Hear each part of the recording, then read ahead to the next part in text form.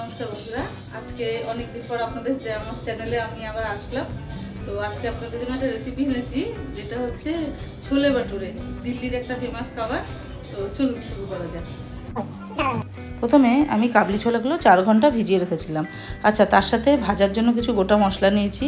তার সাথে নিয়েছি টমেটো বাটা, পেঁয়াজ বাটা, চায়ের লিকার, আর এখানে রয়েছে এভারেস্টের মশলা, চানা মশলা, কাশ্মীরি লঙ্কার গুঁড়ো, হলুদ, জিরে, ধনে, আপনার ঝাল লঙ্কা আর কাসুরি মেথি। আর এখানে নিয়েছি গরম মশলা, নুন আর চিনি। আচ্ছা, এই মশলার মধ্যে আমি নিয়েছি জিরে, ধনে, গোলমরিচ আর গোটা গরম মশলা। এটাকে শুকনো খোলায় ভালো করে আমরা ভেজে নেব। ভেজে একটা গুঁড়ো বানিয়ে নেব।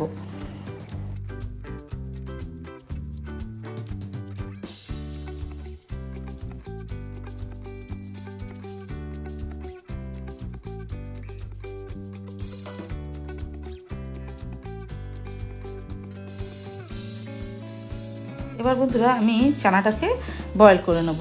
এই প্রেশার কুকারে চানাটা দিয়ে দিয়েছি। তার সাথে আমি দিয়েছি গোটা গরম মশলা, লবঙ্গ, এলাচ, দারচিনি আর যে চায়ের লিকারটা বানিয়ে নিয়েছিলাম, এটা কিন্তু প্রধান যে কালারটা আসে, চায়ের লিকার। তার সাথে পরিমাণ মতো উষ্ণ গরম জল আর লবণ দিয়ে আমি এটাকে 5টা সিটি দিয়ে নিয়েছি। আপনারা সিদ্ধটা আপনাদের অনুযায়ী করবেন। আমার প্রেশারে 5টা সিটিতেই এটা হয়ে গেছে। আর একটু ওপর দিয়ে তেল দিয়ে নিয়েছি। দিয়ে আমি প্রেশারের ঢাকনাটা আটকে 5টা সিটি দেওয়ার অবধি অপেক্ষা করব।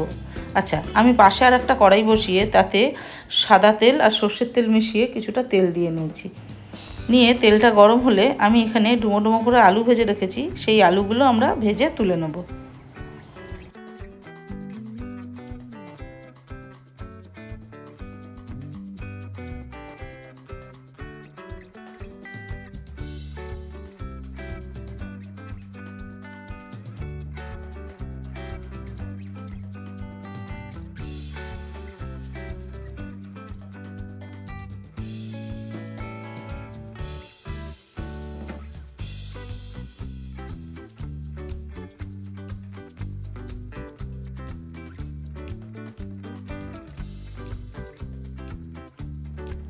বন্ধুরা, ওই তেলেই আমি এবার কিছুটা গোটা মশলা ফোড়ন দেবো। জিরে, এটা জোয়ান, তেজপাতা আর গোটা গরম মশলা। জোয়ান এটা সবাই জানে না, কিন্তু আমার মাসির মেয়ে দিল্লিতে থাকে, আমরা যাই ওদের ওখানে, আমরা খেয়েছি, তো ওরা জোয়ান দেয়, সেইভাবেই আমি আপনাদের দেখাচ্ছি।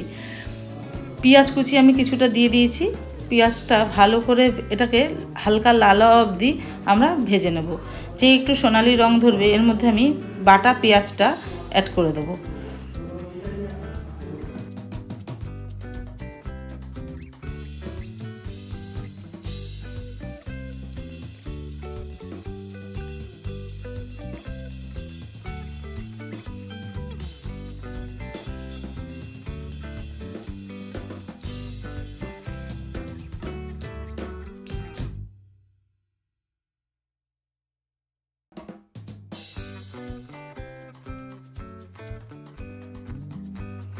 বন্ধুরা, এর মধ্যে আমি আদা, রসুন আর কাঁচা লঙ্কা পেস্ট করে রেখেছিলাম, সেটা দিয়ে দেবো। এবার ভালোভাবে এটাকে আমাদের কষাতে হবে। কষিয়ে আদা, রসুন আর পেঁয়াজের যে কাঁচা গন্ধটা চলে গেলে আমি যে মশলাগুলো নিয়েছিলাম, গুঁড়ো মশলা, সব মশলাটাই এর মধ্যে আমরা দিয়ে দেবো। দিয়ে ভালো করে ধৈর্য ধরে এটাকে আমাদের কষাতে হবে।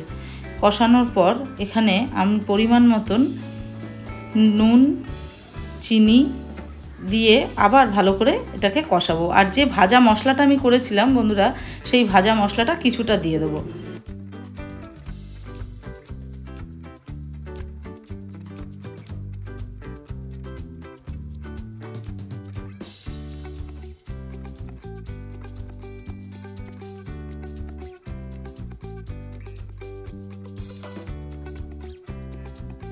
বন্ধুরা, মশলাটা ভালোভাবে কষা হয়ে গেছে। এবার টমেটো বাটাটা এর মধ্যে আমরা দিয়ে দেবো। দিয়ে ভালোভাবে আমাদের এটাকে কষাতে হবে। দেখবেন কষানোটা হয়ে গেছে, আমরা কিভাবে বুঝবো? ওপর থেকে তেল ছেড়ে দিচ্ছে মশলার, তখন জানবেন আমাদের পুরো মশলাটা কষানোটা কমপ্লিট।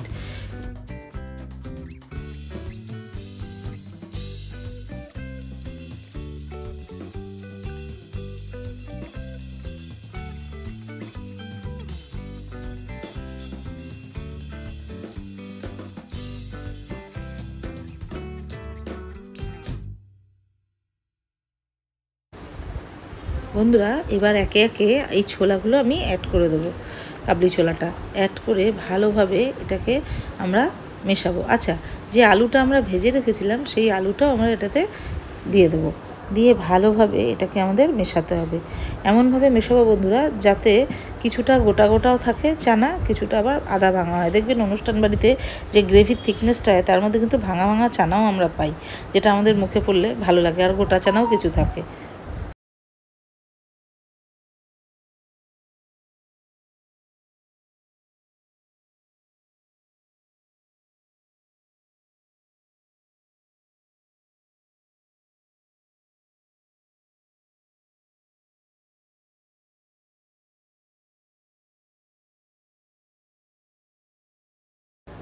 বন্ধুরা ভালোভাবে কষানো হয়ে যাওয়ার পর যে চানা বয়েলের জলটা আমি এর মধ্যে অ্যাড করে দেবো। এবার ভালোভাবে নাড়িয়ে আমি 15 মিনিট মিডিয়াম টু লো আছে এটাকে আমরা হতে দেবো। আলু আর চানা সবটাই সেদ্ধ, লো আছে হওয়ার পর ওপর থেকে ভাজা যে মশলাটা করে রেখেছিলাম গরম মশলা, আমি যেটা হোমমেড, সেটা ছড়িয়ে দিয়ে এবার আমরা একটা বাটিতে এটাকে পরিবেশনের জন্য রেডি করে নেব। দেখুন কালারটা কি সুন্দর এসছে না বন্ধুরা। আমি এটাতে পুরো চানাটাকে ঢেলে নেব, ঢেলে নিয়ে চানাটা সরিয়ে রেখে আমরা যে বাটুরেটা তৈরি করব সেই বাটুরেটা পুরোটা আমরা রেডি করে নিই। চলুন, প্রথমে আমি পরিমাণ মতন, আমি 10 জন, আমার 8 জন ফ্যামিলি মেম্বার, 8 জনের মতো ময়দা নিয়ে নিয়েছি।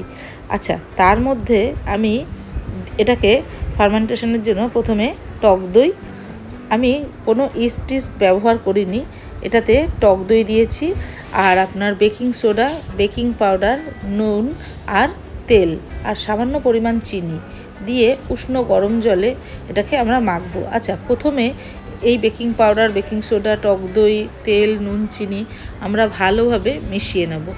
ভালোভাবে মিশিয়ে নিয়ে এটাকে উষ্ণ গরম জলে আমাদের মেখে নিতে হবে। মেখে নিয়ে আমি ঘন্টা 3 এটাকে রেখে দিয়েছিলাম। আমার ফার্মেন্টেশনটা হয়েছে, ঠিক অতটা ভালো হয়নি, আপনি যতটা রাখতে পারবেন। আমার হাতে সময়টা খুব কম ছিল, তাই আমি বেশিক্ষণ রাখতে পারিনি, ঘন্টা 3 রেখেছি। আপনি 4-5 ঘন্টা রাখলে এটা ফার্মেন্টেশনটা আরও ভালো হয়। তারপরে আমরা বাটুরাগুলো রেডি করে নেব। চলুন।